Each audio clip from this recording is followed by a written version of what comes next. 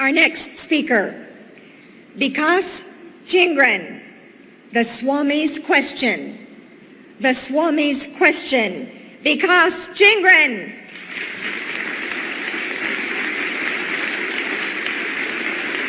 Thank you.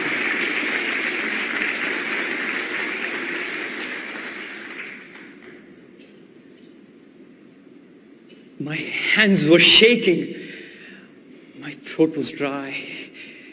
In my hand was a letter that was going to change my life. Would it be for the better or worse? The answer was inside. I stared at the return address, MIT, Massachusetts Institute of Technology, the graduate school of my dreams. Would it begin with congratulations?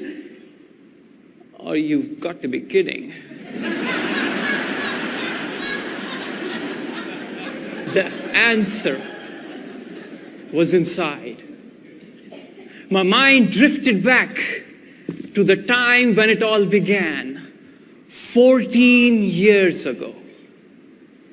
Madam Contest Chair, fellow Toastmasters, and anybody here who remembers being a teenager. The year was 1989. I was a teenager and my parents were desperate. Sounds familiar, doesn't it? College was just a few years away and my grades, not there. My parents had been brilliant students and very trusting of each other because they ruled out any problems with my genes. But having tried everything, from counseling to mentoring, from threatening to explaining, they finally turned to the supernatural, the Swami. One afternoon, my mother and I traveled to the old part of the city of Calcutta, India, where the houses were so close that sunlight was a myth. The aroma of spices drifted in the hot, humid air. And here in a small hut sat the holy man everybody called the Swami. His saffron robe drenched in sweat, he tried to answer the problems of the people who had come to see him. My mother pleaded, Swami, Vikas has lot of potential, but grades are bad. To which the Swami replied, meditation, try meditation. And in a flash, his attention was on the next person. Now, I didn't want to get into this meditation stuff. But one look at my mother, and I knew I would have to give it a try. But then I got hooked. Did you know meditation is cool? Yeah, when my friends found out I was into meditation, my popularity shot up like Apple stock. I was really enjoying all the attention, but behind closed doors, my actual meditation practice was in some trouble. Sitting in a room with my eyes closed should not be a big deal, except I could not stay awake. The moment I closed my eyes, I was sleeping like a baby. But this meditation was making me so popular, I had to do something about it. So Mom and I went back to the Swami. Ask yourself question, who are you? Yeah. Have you ever looked at modern art and wondered which side is up? My visit to the Swami was equally confusing. Over the next few months, I tried hard to answer the Swami's question, and then miraculously, my grades started to improve. So much that I got into a good undergraduate school in India. Freshman year in college. What's not to like about that? Out went meditation and in came girls. And then came my first semester grades. I felt like life had kicked me in the stomach. So hard that I was left gasping for air, searching for answers. And in the next few months, everything I tried to bounce back only made me believe that I did not have the ability. Until one day, tired, frustrated, I went back to my room, closed my eyes, and returned to the Swami's question. Who are you? And in that deep silence, I heard the music of my dreams, the song of my talents, the symphony of my spirit. And I realized what the Swami had done. Meditation was just a tool so that I stop and listen. Because the answer was not out there. The answer was inside. 14 years later, once again the answer had been inside. Yes, the letter did begin with congratulations. I had achieved my dream. Only because the Swami showed me that the answer is not in some magic pill or with Dr. Phil.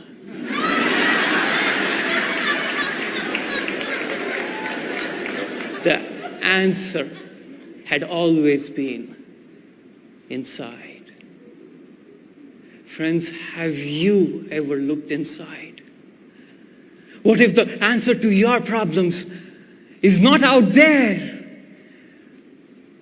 What if the answer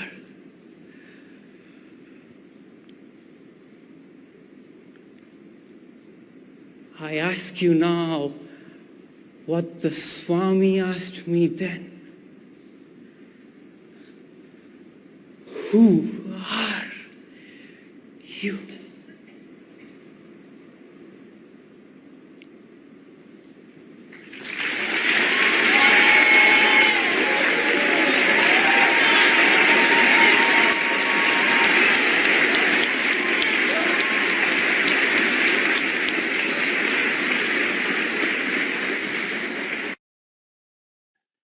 Well, I'm excited to welcome our next guest to the World Champion Speakers Summit. It's Vikas Jingran, the 2007 World Champion of Public Speaking. Vikas, welcome.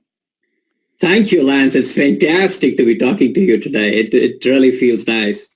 Oh, well, yeah, I'm excited that you're going to be able to share your story with all the Toastmasters, and they can see your journey to the World Championship. As I'm doing these interviews, it's amazing. Each one of us walked down the same road, but each one of us had a different path or a different journey on that road.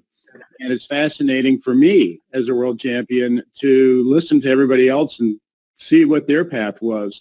So let's go back to the beginning. What was going on in your life before Toastmasters, and what were your motivations? What was your introduction to Toastmasters? Well, so I grew up in India in a city called Kolkata, which is towards the east of India. I did all my schooling there, went to undergraduate school there, and I came to the U.S. in 1995 for graduate school. And I went to Texas A&M for my master's and then decided to take a break and work in the industry. And what I realized pretty quickly is that unlike my experience in India, it was very clear that communications was a very important part of your corporate experience in the U.S. It mattered how you presented ideas and how you thought about things and were able to communicate that. And I had no experience in anything like that. In growing up, I never debated or been in front of people and had an opportunity to speak as such. So that was a skill that, unfortunately, I had never developed, and I had never thought it was important, actually. So when I came to the US and started working and joined corporate America, I began to realize that, hey, this is a skill that's going to hold me back if I do nothing about it. So I remember around 2000 or so, I started investigating, hey, what can I do? and actually looked at many different things. And the first thing I took, I remember, was a Dale Carnegie course. And this is like a 3-month program, a very nice course actually. But an important element of that was communication. And we were asked, a group of about 30 people or so, we were asked to just stand up and give very short speeches on various different topics as part of the curriculum. And that was my first introduction to speaking in front of people. And I still remember, the first time I was asked to do that, it was the first class. It was like a 2-minute speech, and it was about myself. So it was introducing myself to a group of 30 people. And I prepared well for it. I'd written it down. It was kind of my first time getting up and speaking in front of people. And so I thought, hey, if I forget something, I'm going to be able to read this out. But nothing had prepared me for what would happen next. And I got up and got up to speak, and I was visibly shaking. It was so bad that I couldn't actually read off of the script that I had in front of me. My hands were shaking so badly. So I just, put everything down, put my hands in my pocket because I didn't want people to see how badly I was shaking. And I just went through that ordeal for 2 minutes. And I don't remember a word I had said actually in those 2 minutes. The only thing that I remember to this day was the feeling at the end of this. And it was essentially, thank God this is done. So really that's where I started. It was really from the bottom, had no experience, but a clear realization that, hey, if I do nothing about my speaking skills, then it's going to hold me back in the long run. It sounds like it was the longest 2 minutes of your life. So it sure was, actually. It sure was. And the emotional trauma was so bad that even when I recall the story, I can, my brain is still filled with that sensation of how I felt when I finished that thing. I can still remember it, which is an important aspect of communication as well, is to understand how emotions actually work with memory and make things memorable. Yeah, what type of industry were you working in corporate America? So I've always been in my training as well as my experience has been in the oil and gas sector, mostly in an area called ocean engineering. And I started in that industry in Houston. And then, I took a break for a few years and went down to MIT to get my PhD.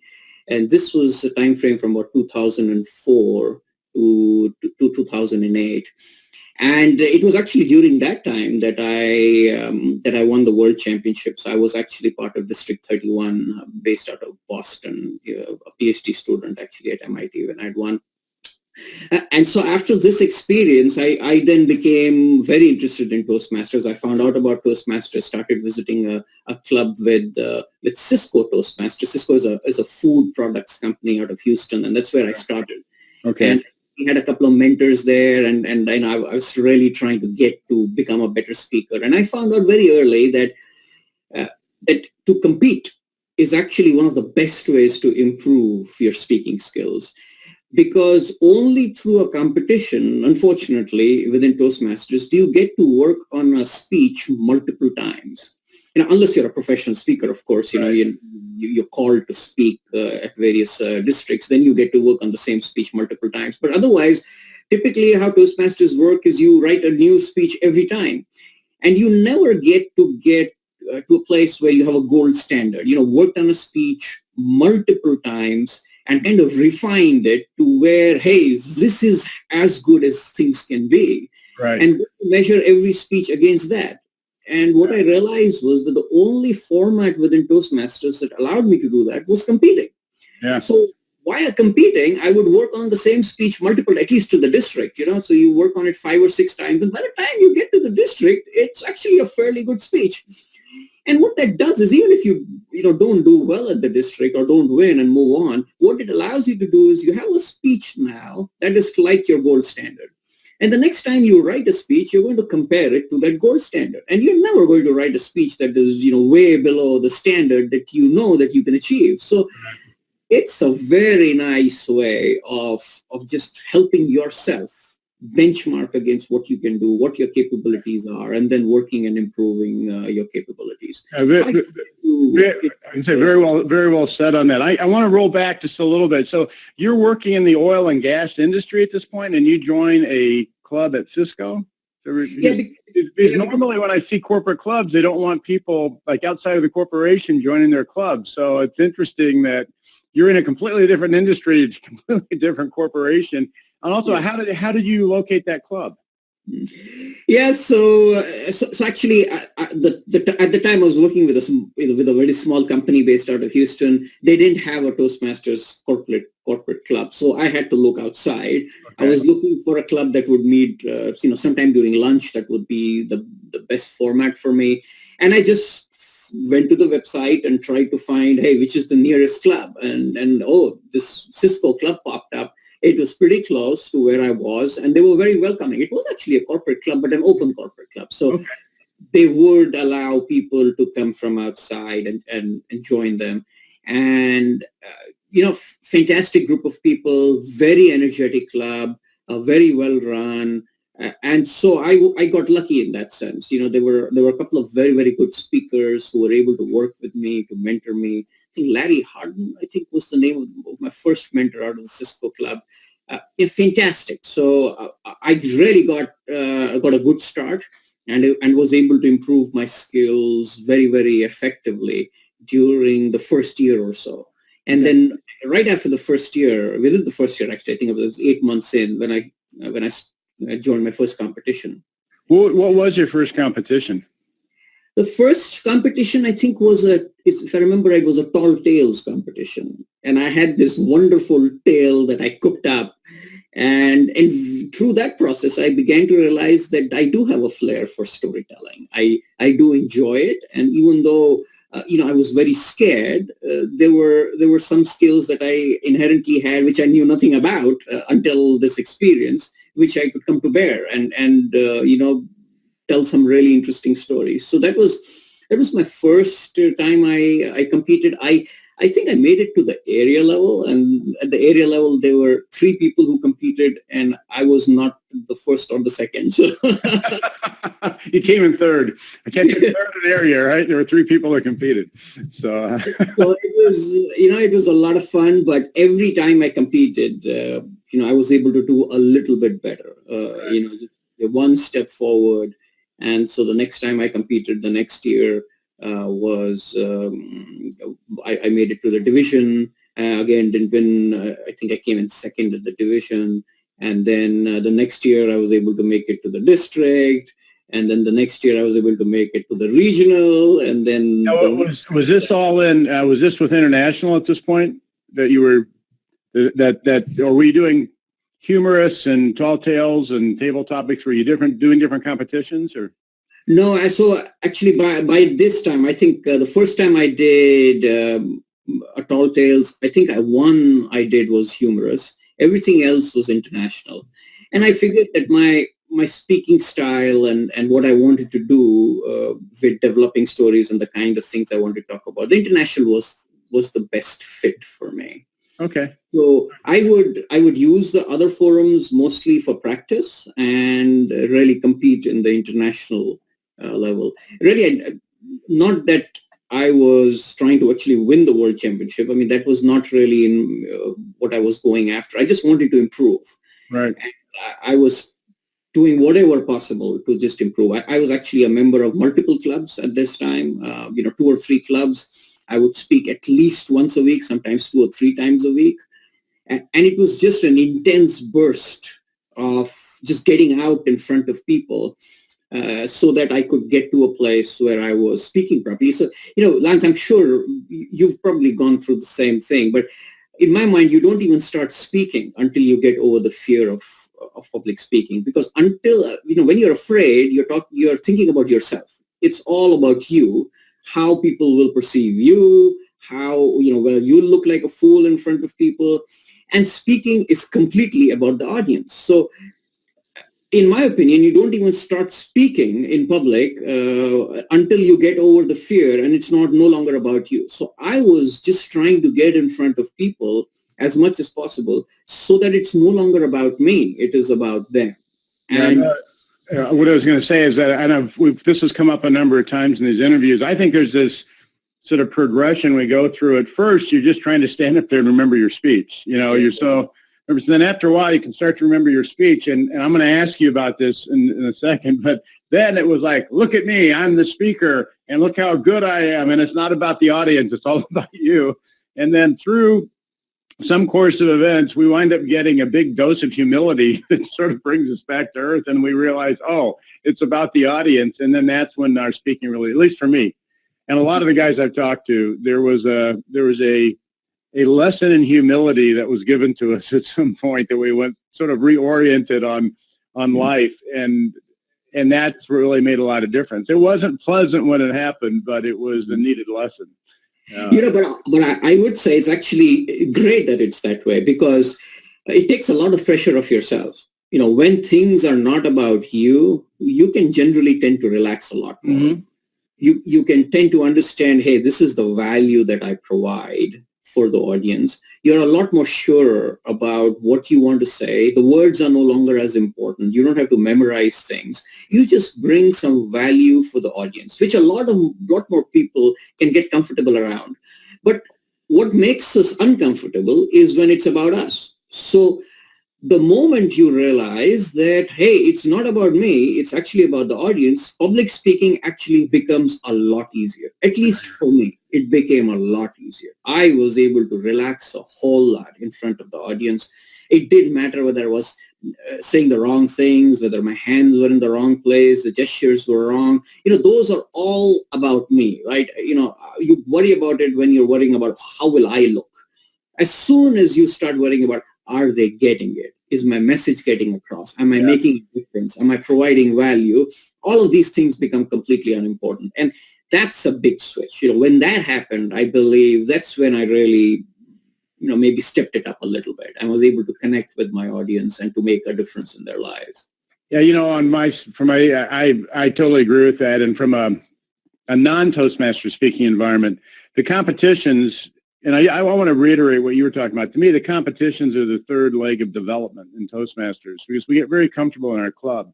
But the competitions allow us to develop leadership skills, because you have to put a team together and hold the competition, and that creates your leadership skills of working with new people and putting on an event, and it develops our speaking skills, because we get up in front of an audience that we're not familiar with, and there's going to be one winner, so the pressure's on us, unlike in the club, so it pushes us outside our comfort zone. And to me, keeping these contests active in Toastmasters are one of the best things we can do to develop good leadership and good speaking out of the Toastmasters program. But what I was going to say is that, in the competitions, when I first started competing with what you're describing too, I would get up and it was sort of about, it was like, how am I compared to that other guy? How good am I compared to the other guy? Instead of, will the audience get my message? And then, but the important thing is, and I want to really share with the audience here today, outside of Toastmasters, when you're a professional speaker, as I've spoken in all sorts of professional environments on a lot of leadership and managing my morale, communication programs, and how to put your speeches together, and you've got 10 speakers on the roster, and if you're looking at how you do compared to the other speakers versus how is the audience going to benefit from my speech, you're in the wrong. If your mind is against other speakers, you're in the wrong business. You need to be exactly what you're saying, looking at how can I impact this audience? How can I improve them with my message today? Mm-hmm. Let's look at just a second. When you were in multiple clubs, were you still in Houston, or when did you transition to Boston? And the other thing I also wanted, was there anything in particular? I'm going to give you two questions here, because was there anything particular you were struggling with your Toastmasters speeches, your program, these heel you had that you had to handle? Yeah, I think it was just, for me, it was just drinking out of a fire hose. Like I said, I started from ground zero, maybe negative, right? So I had really no understanding of what this thing was about, what it takes to be in front of people to make a difference in people's lives while getting up and speaking. Every day I was just learning something. Now, what worked for me was, when you grew up in India and you're in a very competitive kind of environment academically in general, you form a system of how you accumulate information, get feedback, and you improve, right?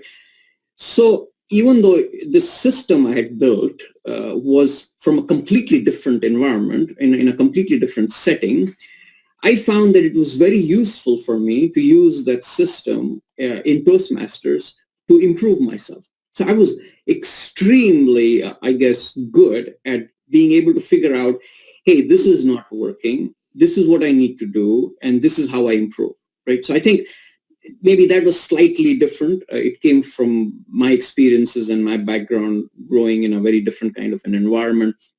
But it allowed me to excel in maybe a competitive kind of environment, right? I loved that. I enjoyed that.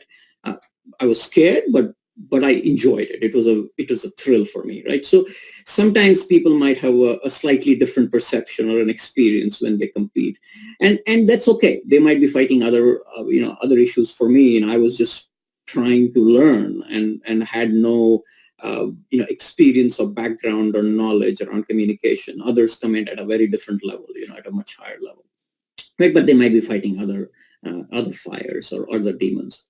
So when I started to compete, I think that really helped me. And it was a format that allowed me to grow very, very fast. In 2004, so I moved to Boston in 2004.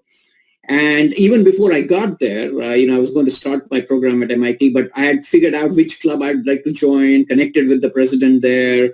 And she was, the president there was really, really nice and kind of allowed me to make a really nice transition. It was a fantastic club as well, right? So luckily, I was with very vibrant, communities, Toastmaster communities, both in Houston and in Boston, and that allowed me to experience some really magnetic speakers, charismatic speakers, see how they work, what's working for them, analyze that, and be able to learn from all of these individuals. And of course, make the style my own. But anytime you watch a wonderful speaker perform, it is a performance, you kind of understand, hey, how is this working?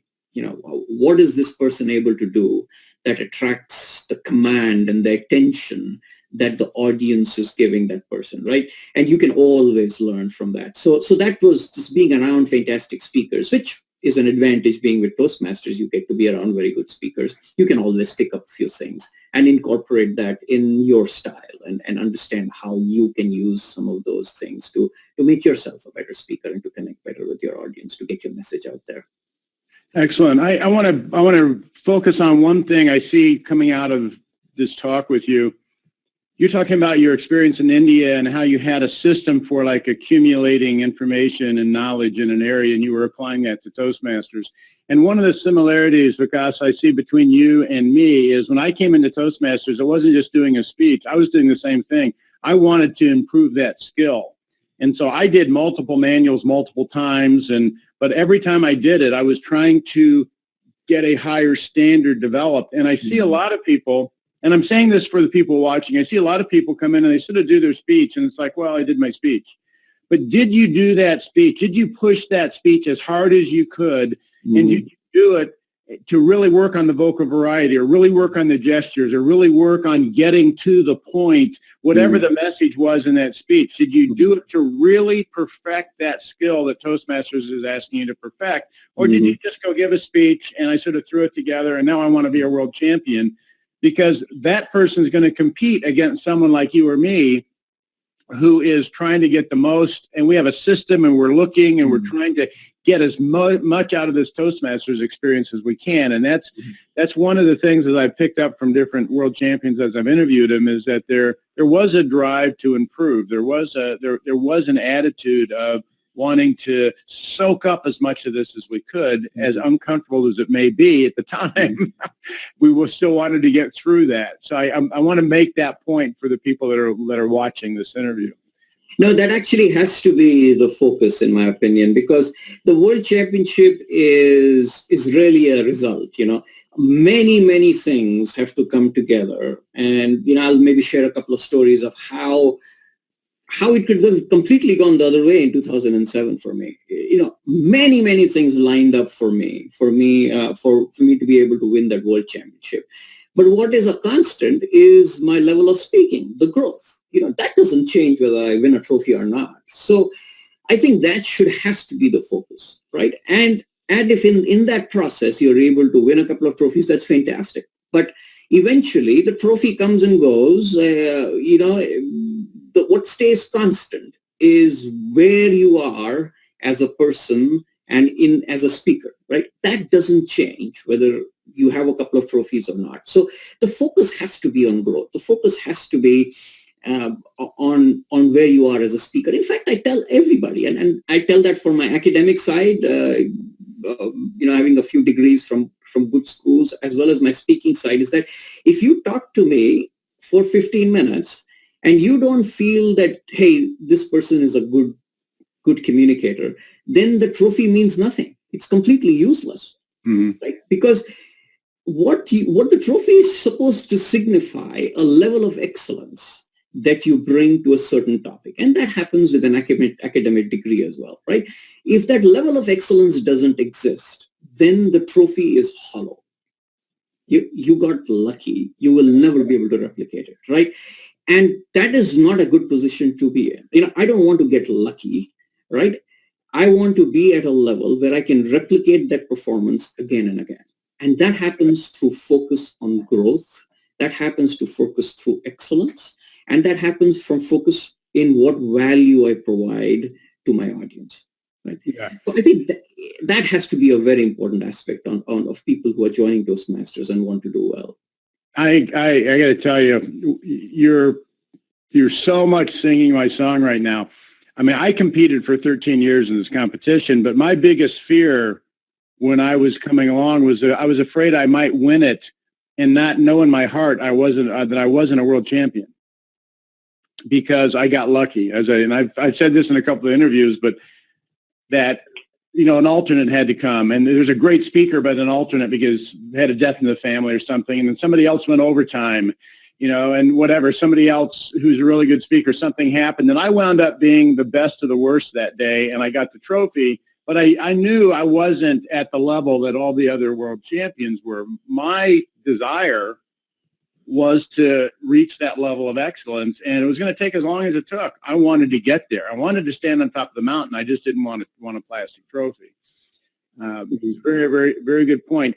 I want to get into your run in 2007, but first of all, I want to ask you, was there anything that you discovered in picking speech topics or, for your speeches that worked well? Was there anything along that line that you want to share with the audience that you struggled with, you came through, you were able to focus on based on how to figure out what to talk about? Yeah. So the one thing that I realized through the 4 or 5 years when I was competing and just learning about communication is that you have to be proud of what you bring to the table. So I grew up in India. I have a heritage from India, a lot of experiences from India. I was not going to give a speech about my experience as an American. Right. I mean, I'm still an Indian citizen. I've lived in the U.S. for many years. Right. This is like my resident country now. I mean, I've spent as many years now in the U.S. as in India, but I still cherish the time that I spent in India. Right. And so all my speeches, I never shied away from that. I was not going to talk about baseball and football when those were not the sports I played growing up. I was going to talk about my experiences that I had growing up, right? And I was proud of that. I thought that is how you connect with the audience, because, when you get emotional and when you are able to feel the emotions, then the audience feels it with you. And it is extremely important for the audience to go on that emotional journey with you. So that was a very important realization. The second aspect was that I'm an engineer by training, so emotions and things like that, talking about that are not typically natural for engineers. What I began to realize was that really the way to make a difference in people's life is not through logic, it is through emotion. Yeah. And every big decision that you will make ever in your life, irrespective of how logical or illogical it is based on strong emotions. The emotional side has to be there. The logical side may or may not be there. In fact, sometimes you just cook up the logic because you're emotionally so in place to make that decision, that you'll find reasons why this decision is the right one for you, right? So the emotional side is really important, and you have to, as as anybody who's speaking, make the logical step. You have to carry the audience in a logical way or analytical way, but also make sure that you don't leave the emotional side behind. And being able to understand them, as I spent a lot of time preparing for my speeches, understanding emotions, understanding the emotional journey, understanding how to work with emotions. And I realized that great leaders, irrespective of where you are, one of the things that they bring to the table is their ability to work with the emotions of people. They're something called emotional intelligence, and people have heard a lot about it. What people don't understand in Toastmasters is that public speaking is one of the best ways to build emotional intelligence. Because once you understand what you're doing when you get up and speak, you're essentially working with the emotions of the people and your emotions. And that is the core of what emotional intelligence is about. So as you develop as a speaker, you are building your emotional intelligence as a person. And it's a benefit that most people don't even understand or never actually talk about. But it's a significant benefit to learning how to communicate.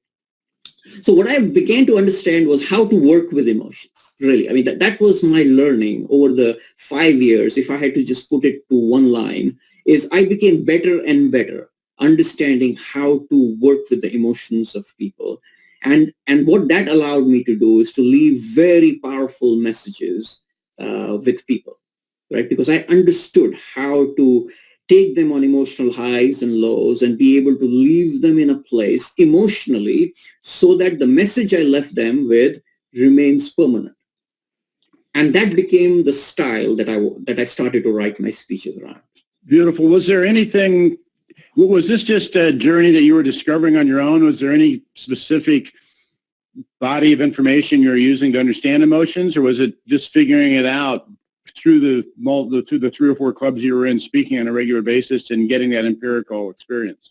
Yeah, so actually at that time, there wasn't a lot of research-based, I didn't even understand exactly what I was doing when I was competing. Only when I had won, I took some time to reflect on hey, what was this? It was as much as a surprise for a lot of people out there as it was for me that I won this thing, right? So I took a step back and tried, hey, what happened here, right? And I began to realize that through my journey, I had actually unraveled something extremely powerful. I won't take any credit for it. It just happened, right? But what I did do was I began to realize that, hey, no, this is something unique. This way of understanding of what a speech is about is something that you don't get to read a whole lot. I never read a book around this. It's used in many other spheres, but indirectly. Nobody actually has put it all together. So like marketing, sales, a lot of people use some of these techniques, but nobody has actually put it all together as to how it all works. And so being from an engineering background, I kind of found pleasure in trying to put it all together and put some thought and rigor into understanding, hey, this is what the process was for me. And maybe if I can lay it out in a few steps, which are kind of analytical, then maybe others could replicate it. Because one frustrating thing that I have around people who you find fantastic speakers, and you go talk to them, and they don't know what they do actually. I mean, they can't tell you how they are such fantastic speakers. They're just natural at it. They do exactly what I was doing. They just didn't understand what they were doing. It just was a gift for them. And they had never really thought about, okay, why is it working for me and not for anybody else? And it's because I kind of grew from ground level without any kind of natural gift, or I had to work my way through it. I thought I was in a better place to maybe help people understand as to how this process works, because I'd gone through that exact same journey. And so that's what I kind of tried to do when I put my book out in 2014, which is called Emote, is exactly that, is a process around how you can figure out how to speak when you emotionally connect with people and you take them on an emotional journey and you leave them with messages that are so powerful that they can change lives. And it is in a process, it is in a way that somebody could take it up and start to build on it rather than, hey, this is it. And it's like magic and you really don't know where to start or how to actually go about building that skill. Yeah, I just want to comment on that. When I won, it was the same thing. I won, what did I do? I knew it was working, but now I was going out and giving talks about speaking after that. And I literally spent the next 7 or 8 years trying to codify what I'd done so I could share it with other people and having my own realizations about, oh, that's exactly what I did. I just knew it was working. And then once I won, it was like, okay, why was it working? How can you communicate that to somebody else? And I know exactly what you talked. I bought so much material from speakers that are going to be a great speaker and listen to it. And I go, they gave a great speech, but they didn't tell me how to give a great speech. And I wanted to know like how to take the hammer and hit the nail on the head, not just, that was a nice speech. Thank you. How do you do it? From that standpoint. The last thing I want to say, because if you're an engineer that knows how to handle emotions, you're an anomaly amongst human beings on planet Earth. The worst audience I've ever spoken to have been high school kids and engineers. No, and I think that needs to change. And that is why actually one of the things that I do even now working in an engineering company is I go out and I try to mentor people and still be associated with Toastmasters is because I think that is a critical skill. And engineering without the emotional understanding leads to a lot of trouble. And I would say the other way around as well, just emotions without rigor that the engineering community brings is also going to get you to a lot of trouble, right? So there has to be a balance, and that balance is wonderful. When you're able to get that balance, it allows you to do many, many beautiful things. But the balance is beautiful, and you'll see that in many great leaders. Steve Jobs, for example, is was a fantastic leader who was able to combine the rigor of the engineering and the analytical side with the beauty of the emotional side, and able to produce products that are fantastic. I mean, they capture the imagination. And you find many, many leaders who have achieved great fame and that done wonderful things. One thing you'll see about them is they're able to bring the arts and the emotional side to the technical and the analytical side.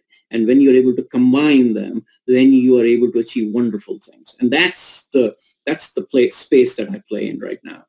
Excellent. Well, let's talk about your run in 2007.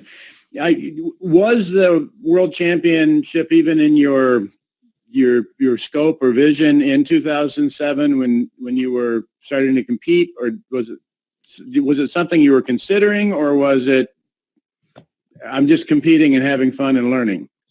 Yeah, no, I mean, so I competed. I was competing to get better, but really, was I aiming for the World Championship that year? No, but I was trying to get better, and I like competition. So that was good. I was competing to win, but really, in my horizons, if you had asked me what your goal is in 2017, I wouldn't say that I win the World Championship. That was not what I was aiming for or running for. I was just trying to compete at every level and to do well and to be able to learn from that, right? So in the year before that, I had been to regional, and the year of 2015, I had been to the district. So I'd come in third at the district so second at the district, I think, in 2015, and then 2005. 2005 and 2006, I had been third at the regional, right? So I had got a sense for how this thing works, right? And I was pretty confident that I had the capability now and the understanding to write great speeches, right? So it was just a matter of putting a speech together that would really resonate with the audience. And I thought I was able to do that in my 2006 district winning speech, which was called Postcard. And, of course, when we were competing, you couldn't take that speech to the regional level. So I had to write a new one for the regional level. But I was sure that if I had taken that same speech to the regional level, then I would have probably done very, very well, right? So it was, I had the core or an understanding of how to write speeches that can win in any level, right?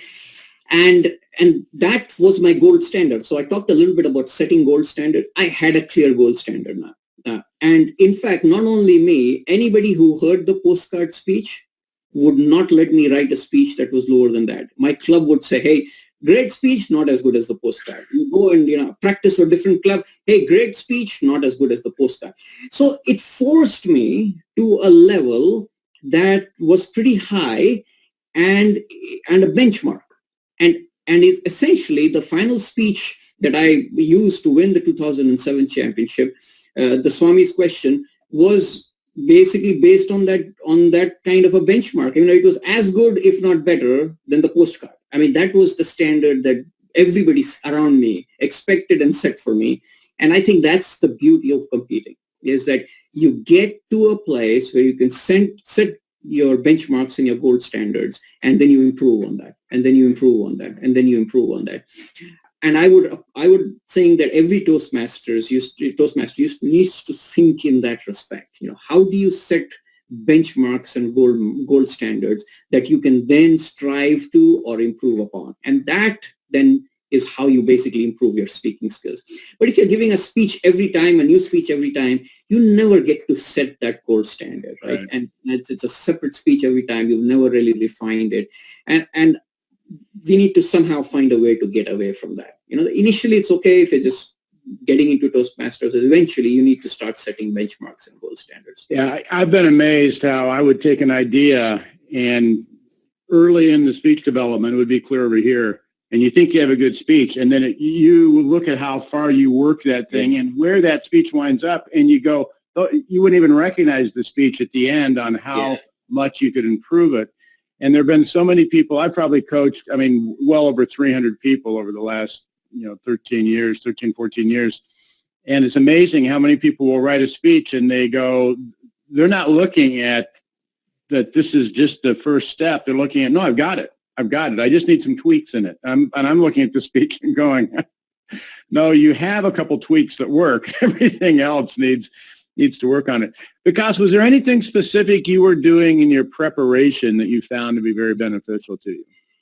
Yes, I think I like to experiment and do many things differently. And so for example, one unique thing that I think I did was I would go back and look at speeches from the past world champions, and I would find a club that didn't have any speeches planned for that particular day, and I would run a mock competition. So there were two world championship speeches that I would play, and then I would do my speech, and I would give them a judging form, and you rate me, right?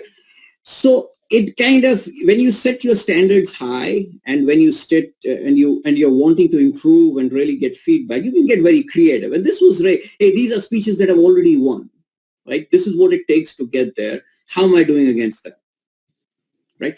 And you have to find creative ways in which you get the feedback that you need that allows you to improve. You hear the strong thing, hey, this is not working. I can't understand this.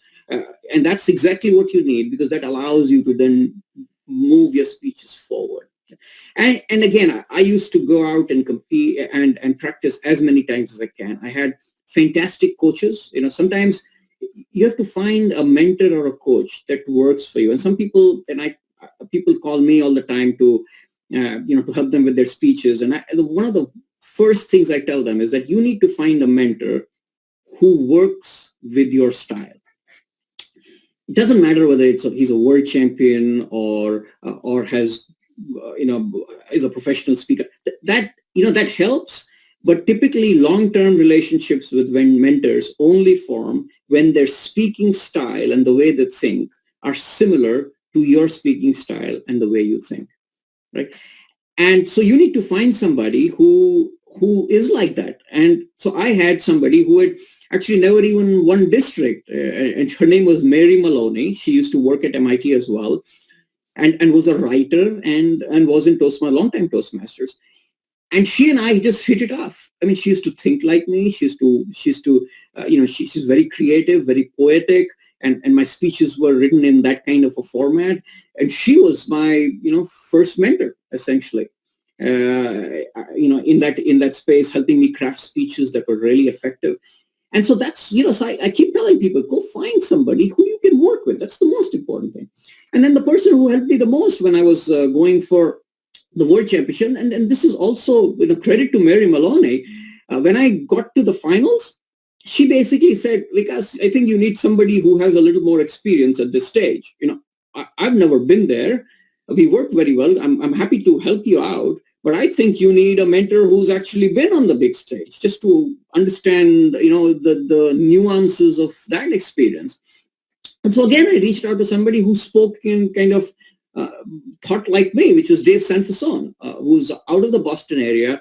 I had really liked his speech. I think it was 2003 or 2 when he had come in second behind Jim Key, and really, understood his speaking style, and it really influenced me. And I said, this is the person I could work with. And he was kind enough to devote his time, and we worked very, very closely together in 2007 to be able to craft that final speech. But it was again with a person who probably hadn't won the World Championship, but taught and, very good speaker, but taught and wrote like I did. And I think that is extremely important for you to be able to find long-term partners who you can work with as you develop speeches.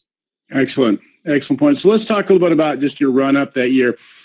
When you went to the district, was there anything specific about your speech or your speaking, your competition at the district? Were you confident you were going to go through the district? What was happening with you in that first level you had to break through? Yeah. So 2007, I started with a speech which wasn't quite there, right? And again, we had a benchmark, and the feedback consistently was it's not up to the benchmark. The speech was called Perfect. It was a good idea, but I wasn't able to, in the beginning at least, not able to connect it or formulate it in a way where I was connecting with the audience. The emotional aspect wasn't there. So it's a very interesting run to the district. So at the club level, I go in and I don't have any competitors, right? So I go and ask Mary Maloney, hey, Mary, would you be willing to compete against me? Because I think the competition will help me, and it'll help me craft a better speech. So she says, yeah, sure, let's compete. And so we competed, and actually she won. And so here I am in 2007. I was trying to get better, and so I asked Mary to compete, and she actually won that competition. So I'm stuck here. So then I go to my second club, and my second club is an advanced level club.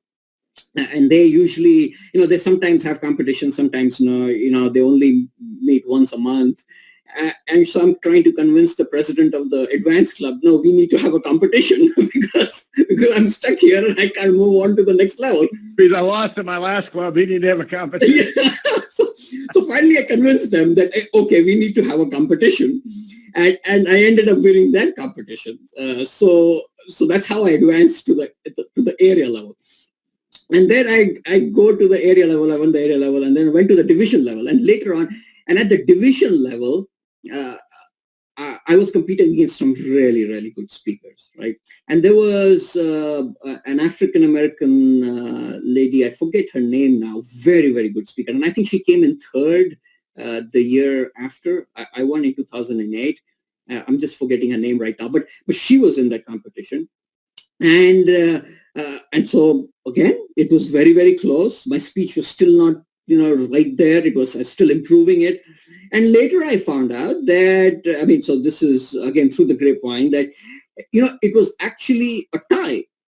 And the chief judge had to break the tie in my favor. Now I got lucky that the chief judge broke it in my favor. But again, it was that close, so one vote here or there, and again, I won't have advanced to 2007 World Championship. So just wanted people to realize how many things need to fall in place for you to be able to have a run like that. And so people shouldn't get discouraged about, hey, I did win or anything like that. It is, where are you as a speaker? Now, would I have been a different growth level speaker if I hadn't won that year? No, I would have been the same speaker. So that's the most important part. And that's the part that people need to get their confidence from, is not that they won the trophy. Of course, the trophy will open up a few doors for you, but where you are as a speaker, what you bring to the table, what value do you provide? You change lives. Those are the things that really matter. So again, went to the district, and again, wasn't sure I'll win, but eventually ended up winning at the district. And then moving on at the regional, I had a choice to make. So I had this, gold standard speech that I had used the year before in 2006. And the question was, well, do I save it for the finals or do I use it for the regional, right? And everybody kept telling me, Vikas, that speech is fantastic. You need to use it for the finals. I mean, everybody kept telling me it's a finals quality speech. But I said, what's the guarantee I'm going to get to the finals, right? So I need to use the best tool I have right now to be able to win the regionals. And then when you get to the finals, then we'll figure out what to do there, right? So I was thinking, you're putting the cart before the horse, thinking about the finals when you haven't really gone through the regionals yet. So I used that speech in my regionals, and it did very well. I was able to advance through the regional to the finals. And now I got into finals. You use a different speech, and I didn't have a speech. I was basically starting from scratch. And I remember, so the gap between the finals and the regionals was about 6 or 7 weeks. And I had to travel for a personal reason to India during that time. So I was basically out for about 3 weeks or so. So I was down to maybe 3 weeks to prepare for that speech. But during my travels in India, I did sit down and I think came up with the crux of the idea that eventually formed that winning speech. And then over the next 3 weeks, it was just an iterative process of improving the speech until it was as good or better than my postcard speech, which was kind of the benchmark, right? And that was a fantastic experience. A lot of help from all kinds of people. A lot of world champions stepped in to help. And it was a very uniquely written speech. I was able to connect with the audience, to make an impact, to change lives. So everything that I think I had developed, the core of the idea of how to deliver the speeches was essentially put in place, and in a very compressed time frame, because there was no extending it. That had to be ready by August 18th, 2007, right? So really, again, a fantastic experience going through all of that and being able to crystallize that whole concept of writing a speech and to be able to connect with the audience, take them on an emotional journey, and then leave them with such a powerful message that it changes lives. All of that came together in that 2007 speech, The Swami's Question. Was there anything about the international competition that year that stands out? You wind up going to Phoenix. You're there. You're meeting. Was this your first international conference that you'd been to? It was actually the first international conference I'd been to. Yeah, that's correct. And so that's new. So there's a whole comfort zone issue. You're at a whole other level. This is international. It's huge. There's thousands of people here now. Yeah. Instead of hundreds in the audience, and there's the buzz, and there's all these speakers from around the world, and you're meeting them. Is there anything in particular that stands out from that experience that, and I'm looking at this, anything that stands out, but also anything that within yourself that you've found that you had to overcome as some sort of a consideration or personal barrier or lack of confidence, anything in that department? No, I wouldn't say lack of confidence or anything like that, but I do want to share a story that will, I think, help our Toastmasters community. Right after I'd done with the speech, I came out and I was visibly shaking. And I remember I stepped out, and there was, it had gone really well. It was clear to everybody that it had gone very well. And there was an NPR speaker in the green room. NPR, radio host, right? So he was taking interviews. He's following the competition that year.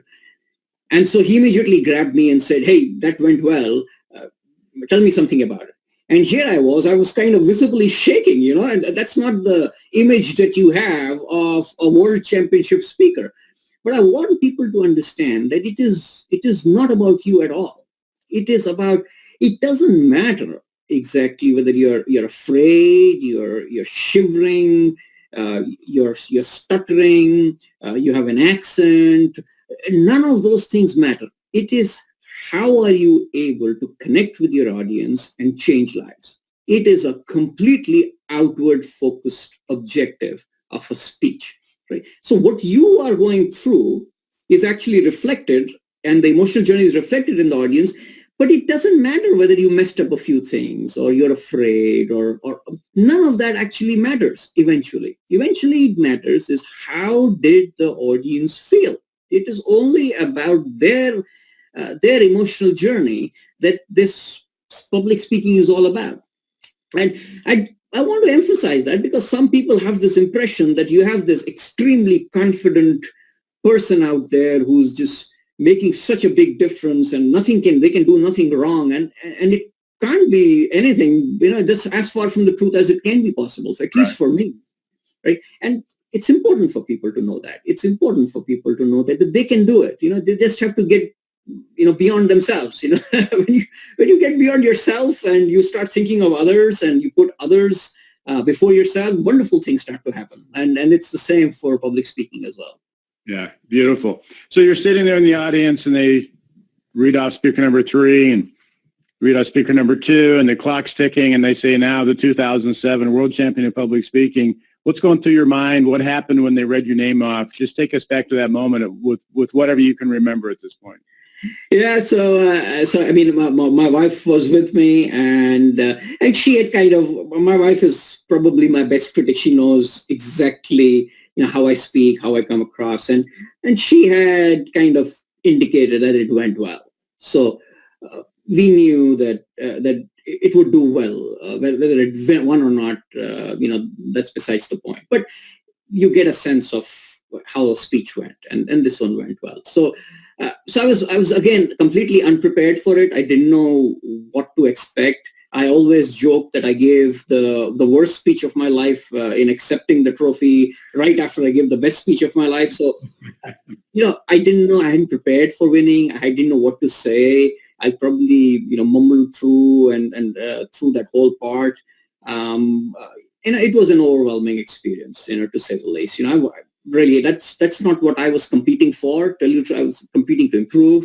So I hadn't really put a lot of thought around what to do when you win, or afterwards. So marketing, what opportunities will it open? I'd really never thought about any of that. I wasn't competing to be the world champion. I was just competing to become better. Right? And so they're not that that's the best thing to do. I think you have to be at least slightly savvy about what you want to do if you ever want to become a professional speaker, and that's the route that you're taking. For me, that was never the idea. I hadn't even thought about becoming a professional speaker till that time, right? So hadn't really thought about any of these things. But I now 10 years out, I feel the biggest difference was not that I won, but what has happened since. And till that time, I think there were just maybe one or two people from non-native English-speaking countries who had won, right? There were very few people from Asia that had won. I think there was only a lady in 1985 who was based out of Canada. And I don't know whether she was a Canadian citizen or not, but she was the last Asian who had actually won. And it was just not usual to see people from Asia and people from non-native English speakers to be out there and winning. And I feel that has completely changed over the last 10 years. Now, there might be many things contributing to that, but I do feel that at least some kind of a glass ceiling was broken that day. And to this day, I feel that is the the most significant thing that I take back from August 18, 2017. Trophies is great. That's fine. Like I said, it doesn't change who I am as a speaker. But to be able to move the needle in a bigger picture, bigger scale, to be able to impact and provide opportunities, even if it's just in the form of, aha, I can do this, that belief, that I think is something that I can be proud of. Yeah, it's fantastic. And this is, 2018 was when we were doing this interview. And for the first time in the history of the World Championship, we had 3 female winners, took all 3 places. And I think there was another glass ceiling that got broken this year from that standpoint, as well as a ethnically diverse group of female, internationally and ethnically, culturally, all from different parts of the world. And so I think another ceiling got broken. And that's a very good point. That, and one of the things that it goes through my mind with that is that it's, for me, and I think this is universally true, it's typically our own considerations that really restrict us. It's not somebody else's. See, even if somebody else is trying to restrict us, we consider that they can restrict us, then that's what stops us, right? If we don't consider they can stop us, they can't stop us. And there have been a number of aspects, and I know my growth, but there probably, because a number of people that until you won didn't think they could, but because you did, they went, oh, there's that little flicker of hope that is now there because you were able to do that. And I think of Mark Hunter in a wheelchair, being the first person in a wheelchair winning. And because he won in a wheelchair, there's somebody else who's handicapped that says, I too could do that, but they may never hope that. Dana Lamond was blind and stood up and took second one year and first the next year. And because of that, there's somebody who's handicapped in some capacity that could say, I could do this. And I think that that's a really critical point for not just the international speech competition, but for life. Whenever we succeed, we give other people hope that they too can succeed in that area in some capacity. And I think you're right. Every world champion holds that as very dear. Not what the world championship enabled for them, but what it enabled for others. And I think in the bigger picture, that is the legacy that most world champions will be remembered by. And not what they were able to do, but what their winning was able to do for others. Right. And I think that's an important thing for all Toastmaster members to remember as well, is because what they are doing is enabling others to improve. As they become better at speaking through Toastmasters, others are looking at them and looking at the change that they are going through and saying, wow, maybe I can also get up and speak, right? And that is extremely powerful. So again, looking at how we are changing the world, how people are inspired by our journey, I think is an important part of being a Toastmasters. And I hope everybody who's in Toastmasters realizes that and is powered and is able to play a part in that and proud to be play a part in that. Beautiful. Listen, let's just talk briefly. How did winning, what happened after you won? How was your life different? Are there opportunities? And I know when we were talking before about doing the interview, it originated, well, I'm not professionally speaking, which is fine. And actually, I'm thrilled that you're someone who isn't. You're using these skills in another capacity. And I think that, too, represents a very important message to the Toastmasters community, because maybe somebody doesn't want to be a professional speaker, but they're very happy in their career, but they can see the benefit. They can realize benefit from the competitions, from winning. So share with me and share with the Toastmasters audience here today, just winning this, what changed from that point forward in your life? What opportunities, what did the skills, the competence you developed bring to your life from that point forward?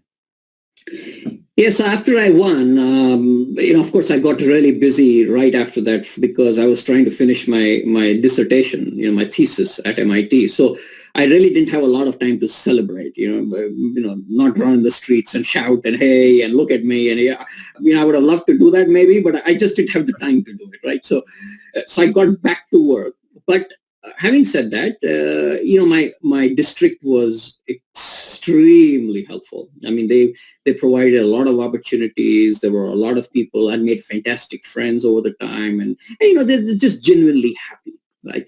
And got a lot of opportunities to go speak at different places. Travel the world. Just getting in front of people and communicating my story, but also hopefully changing a few lives as well. Now, most of that was within the Toastmasters environment that you were being invited around the world to speak? Mostly, yeah. There were a few other opportunities, but I never really marketed myself. It was all through word of mouth. For a long time, didn't even have a website. So it was all, hey, heard this person speak. Maybe you would want to have them. And so it was a few corporations, but mostly Toastmasters around the world calling me for their district, district, whatever their competitions and things like that.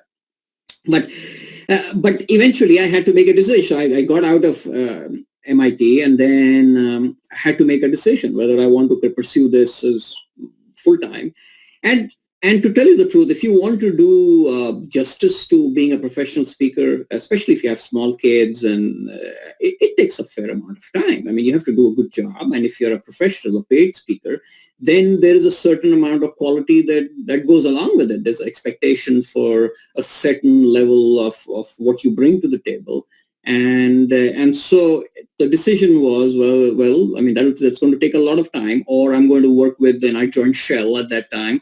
In 2008, or whether I want to, build my career at Shell. And so that, I have to say, it was not an easy decision to make. But eventually, I went back and I said, I have to really engineering and doing complex things and providing clarity in complex environments is really what I do very well. Now, I hope I provided clarity in the public speaking space as well, in being able to understand how all of this works. That was the most fun part of competing for me, right? Is that I was in a place where I didn't know what I needed to do, completely overwhelmed, and I was able to figure out a way and find a structure that allowed me to become very good at it, right? So a very engineering way to look at speaking, but that's the joy that I got out of it, right? And when I looked at what I was going to do with Shell, I was going to do essentially that with many different other kinds of things, other different kinds of problems. It wasn't just a communication problem. It was maybe an engineering problem, a project management problem, a strategy problem. And I began to figure out that in solving all of those complex things and bringing clarity to them, communication was an extremely important component of it. It was one of the pillars that allows you to succeed and bring clarity to any situation that you walk into. And so I thought that I could make a bigger impact in general in helping people and changing the environment and changing lives in a position which allowed me to work with very, very complex things, within Shell. And so I decided to pursue that route, and I don't regret it. It's been very good for me.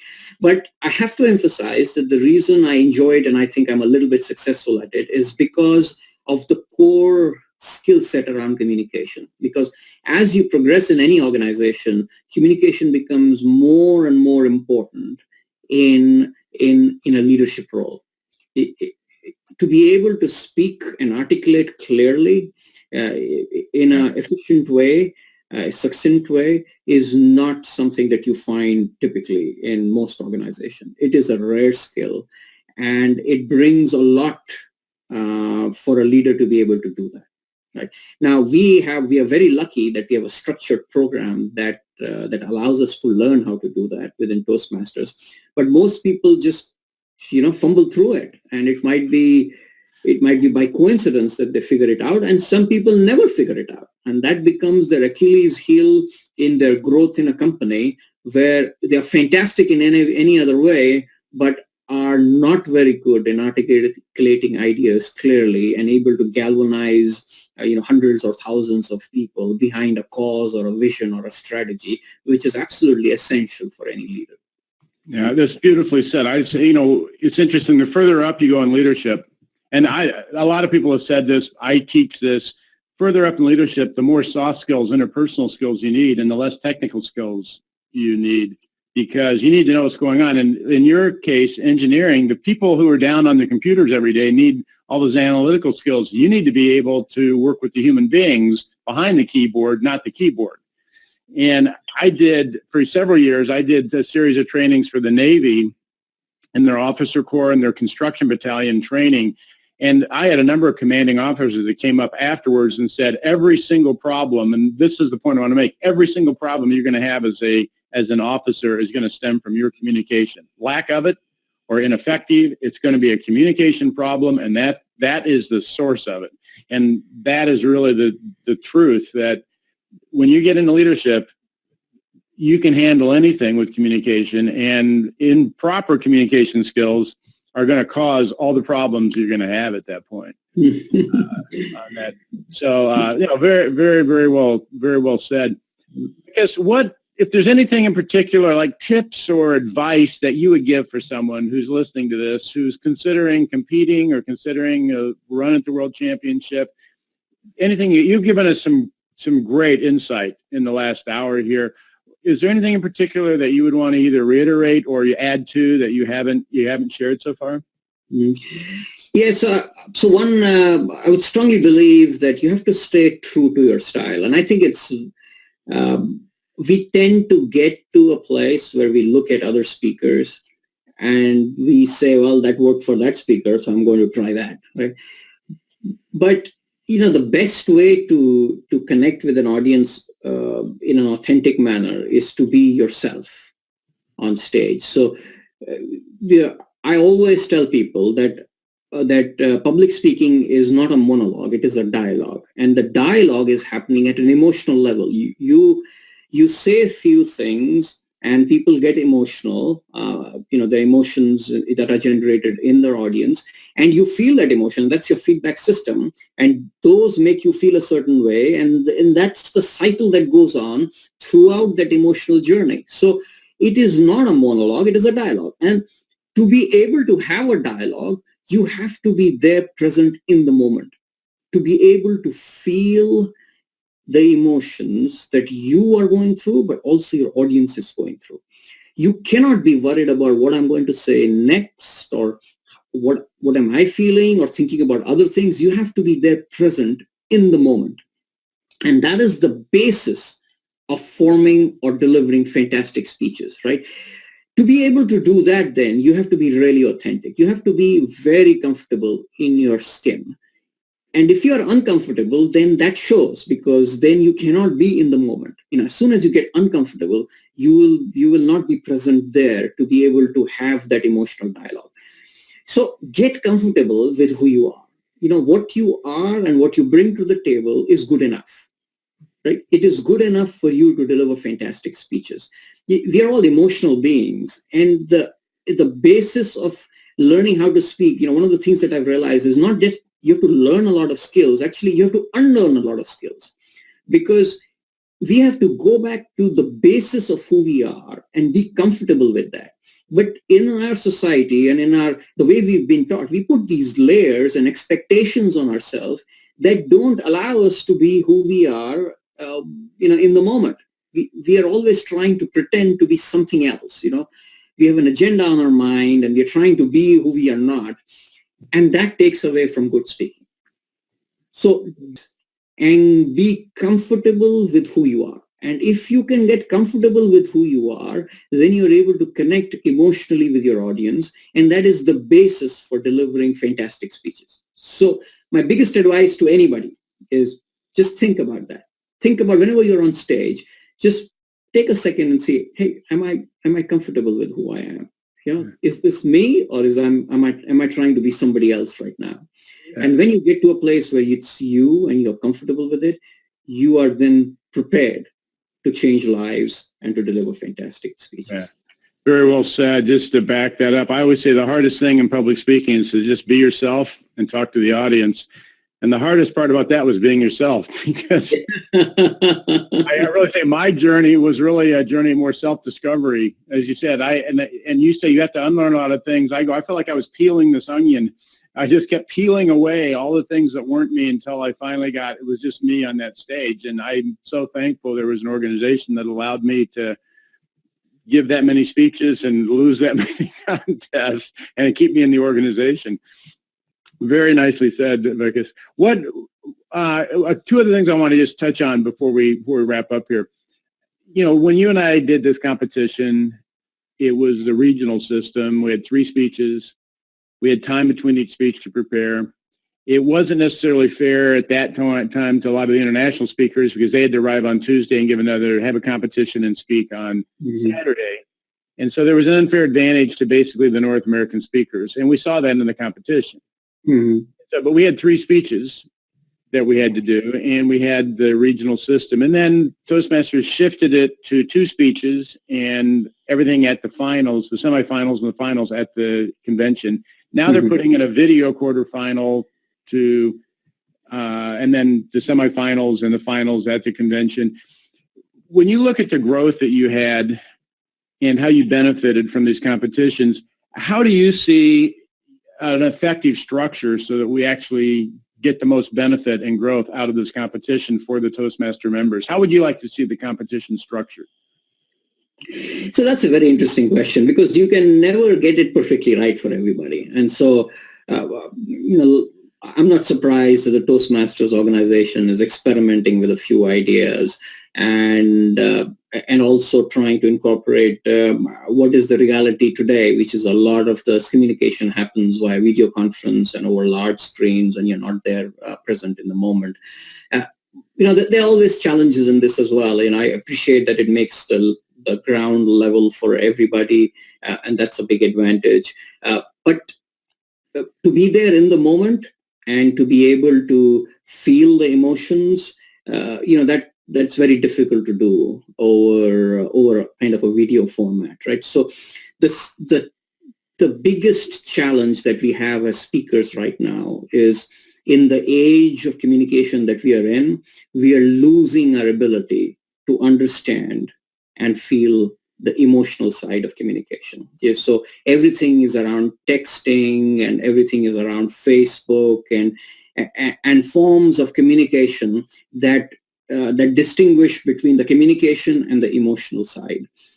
And that is making us less effective as communicators and speakers. It's actually, in my way, in the longer term, helping, like I said, communication, the way we have it in Toastmasters, is a fantastic way to develop emotional intelligence. This is actually in hurting us develop emotional intelligence, because the emotional side of the whole equation is completely taken out. And so you don't really see or understand how people feel when you posted something or you texted something or even on a video. It's very difficult to feel or understand how your emotional is feeling. And so the two-way dialogue that I talked about on the emotional side is basically cut, right? And it's no longer there, and you have to imagine what the audience is going through rather than feel it. And that, I think, is a serious disadvantage in just helping people grow as communicators. An important part of growing as a communicator is to be able to understand and have that emotional dialogue, right? To be able to, that's a skill. And it requires a fair amount of awareness. And I feel in Toastmasters, one of the benefits we were providing to our Toastmasters speakers was building that skill. And now we are slowly moving away from that, as we move towards more digital ways. So, those are disadvantages. There are many advantages as well. It opens up the competition to many more people from around the world who might otherwise not be able to travel. It, more or less levels the playing field even more. Those are all fantastic things. So it's always a balance. You'll never find it exactly right. I thought the way we competed was slightly disadvantageous to the international speakers, and they kind of changed that with the earlier format, which also had a disadvantage because you were only preparing 2 speeches. And I feel that one of the biggest things that you learn as a speaker is being able to come up with that format that allows you to replicate that level of excellence time and time again. And that, so the more number of levels you have to compete with different speeches kind of demonstrates that. So the trophy is a token of excellence, in my opinion. And a trophy in itself means nothing if the growth and the excellence doesn't come with it, So are we compromising that? I mean, those are the kinds of questions we need to ask ourselves. But like I said, no format will be perfect for everybody. And we need to continue to experiment with these things until we come up with a format that is, the best possible. Excellent. Good insight across the board.